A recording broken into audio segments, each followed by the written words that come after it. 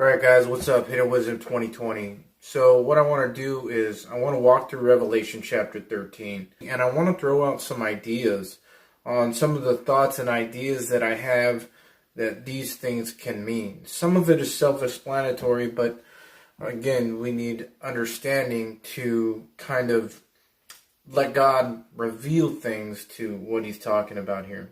So we're going to be talking about the first beast, the second beast, and the image of the beast. A lot of times the Bible is very symbolic. So it's not being in a literal sense. Like for instance, it's going to call the devil the dragon.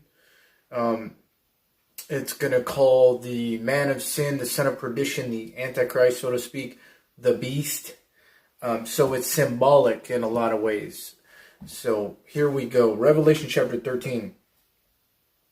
And I stood upon the sand of the sea and saw a beast rise up out of the sea, having 7 heads and 10 horns, and upon his horns 10 crowns, and upon his heads the name of blasphemy. So this is not like a reptilian beast rising up with all these heads and crowns.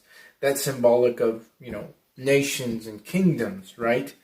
So he's going to have basically all the government on his shoulders, so to speak, right? That's what that's symbolic of, okay?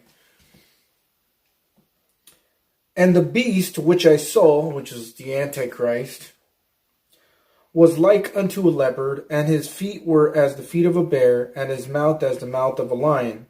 And the dragon gave him his power, and his seat, and great authority. You see, so again, these are very symbolic. The dragon being Satan in the spirit, the beast being where Satan is incarnated at in the flesh, just like a mimic or a counterfeit what God was doing with Jesus. God the Father was in heaven, yet Jesus said, I can do nothing without my Father. So I almost imagine it like these big spiritual invisible hands just through Jesus working, and that's how the dragon is to the beast. It's a counterfeit. It's a mimic. That's everything in the Bible. There's a counterfeit and a mimic to everything. God dispensed the mystery revelation gospel to Paul. Well, now we hear God showing us about in 2 Thessalonians the mystery of iniquity. You see, so God had a mystery, so Satan starts doing a mystery, right? Satan is called the morning star. Jesus is called the bright morning star. So that's how it is. The Bible says that Satan is transformed into an angel of light. So he's always trying to counterfeit and mimic God. So that's why he said in the Old Testament, I will be like the Most High. So he wants to be just like the Most High. So moving right along here. And I saw one of his heads as it were wounded to death, and his deadly wound was healed, and all the world wondered after the beast. So again, is this a wound to this big beast with 7 heads, and he got one of his heads? No, it's symbolic of like a kingdom or a nation, right? Getting wounded to death, and then it comes back to life. We'll see that in a minute, but so that's what that is. You see a lot of people talking about, well, maybe it was JFK when he got shot in the head. No. It's not symbolic. Symbolic, okay? And they worship the dragon, which is Satan in the spirit, which gave power unto the beast, the Antichrist. And they worship the beast, saying, who is like unto the beast? Who is able to make war with him? So almost like when you read the Bible, it's good to like make a key. Like a key when you go into a mall, they're like, this is this is that, this is that. So like the beast is the Antichrist, the dragon is Satan in the spirit, and so on, right? Verse 5. And there was given unto him a mouth speaking great things and blasphemies, and power was given unto him to continue 42 months. So again, I've talked about this where he shows up well before the 42 months, the 3.5 years, which is the only 3.5 years left in the Great Tribulation. But it says here that he is there before that. And he is doing his thing before the actual 3.5 years start of the Great Tribulation, which I believe the rapture will be right before that. And he opened his mouth in blasphemy against God, to blaspheme his name and his tabernacle, and them that dwell in heaven. And it was given unto him to make war with the saints, and to overcome them. And power was given him over all kindreds and tongues and nations. And all that dwell upon the earth shall worship him, whose names are not written in the book of life of the Lamb, slain from the foundation of the world. If any man have an ear, let him hear. He that leadeth into captivity shall go into captivity. He that killeth with the sword must be killed with the sword. Here is the patience and the faith of the saints. And I beheld another beast coming up out of the earth, and he had two horns like a lamb, and he spake as a dragon. So now we have a second beast, okay? And he exerciseth all the power of the first beast before him, and causeth the earth and them which dwell therein to worship the first beast, whose deadly wound was healed. So this second beast, whoever it is, causes them that dwell upon the earth, whose names are not written in the book of life, to worship the first beast. And he doeth great wonders, so that he maketh fire come down from heaven on the earth in the sight of men. I think that is directed energy weapons, possibly DEWs that they've already used. I've seen them before years ago. And deceiveth them that dwell on the earth by the means of those miracles, which he had power to do in the sight of the beast, saying to them that dwell on the earth that they should make an image to the beast. Now we have a third thing talked about. We have an image to the beast. The second beast is saying, let's make an image to the first beast, okay? Which had the wound by a sword and did live. That's the first beast. And he had power to give life unto the image of the beast, that the image of the beast should both speak and cause that as many as would not worship the image of the beast should be killed. And it says that they had power to give life unto the image. Okay, let's read that again about the image.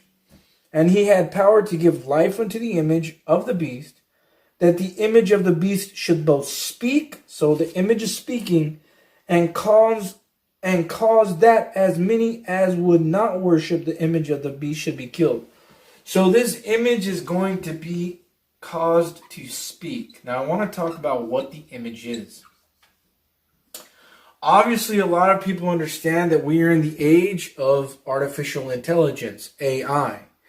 And a lot of times I think this image that they're going to build is going to be a robotical transhumanistic image, right? That both speaks and is very knowledgeable and all these things. So that's one possibility, which would be artificial intelligence, right? And we definitely see a rise in artificial intelligence. People are almost, worshiping people like Elon Musk and stuff like this.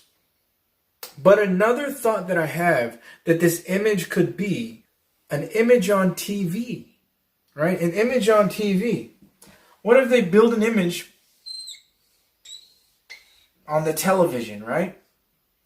Look at what the TV does. It causes people to worship people all the time.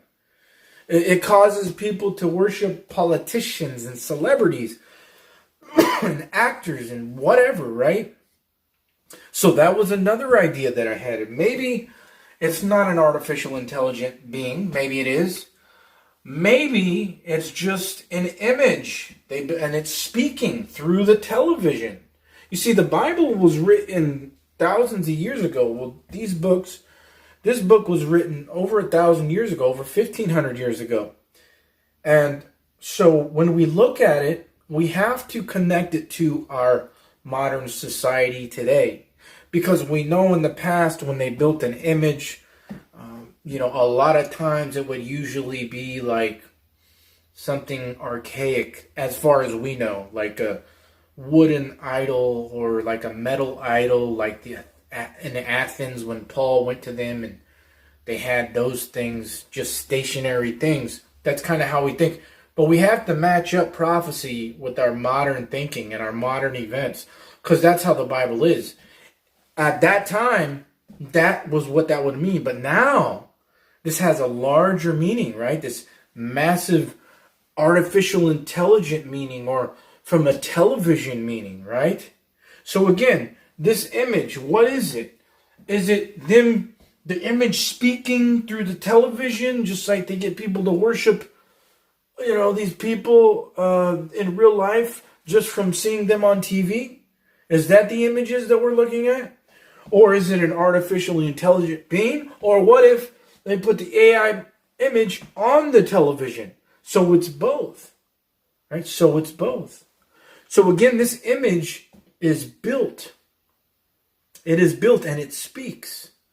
It speaks. So it's, again, they also have cloning. What if the image is like, what if they take the beast's DNA? There's so many possibilities, because we know that they have this technology now and they use it. So is the image a clone, right? Or is the image combination between a clone and artificial intelligence, and it's put on TV? You see, and these are all what is coming to me, matching up prophecy with what we see today in our modern times. These are my thoughts on what these can mean. And remember, the word image in the Greek is icon. That's an interesting word, right? Icon. E-I-K-O-N. But we get the word I-C-O-N. Icon. So let's see again. So they build an icon that speaks. Or what if the image of the beast that is worshipped is just the beast on TV, and his image on the television is being worshipped? Remember, worship is not just the archaic idea of getting on your knees and bowing down. Worship in the Bible is described as obedience. So again, the image of the beast speaking through the television, his icon. Remember, image means icon. And people are worshiping it or obeying it, just like they have been for so long. Now just look at what you get when you look in the Strong's Concordance, which is the Greek and the Hebrew meanings for these words. Under image, you get icon, but look towards the bottom, that paragraph in the middle. It literally says, like a high definition projection. I mean, if that is not talking about an image or an icon on TV, then I don't know how close you can get to defining what you're looking at on TV rather than high definition projections. Again, so these are my ideas and thoughts and revelation on what I believe we are looking at when we read Revelation chapter 13.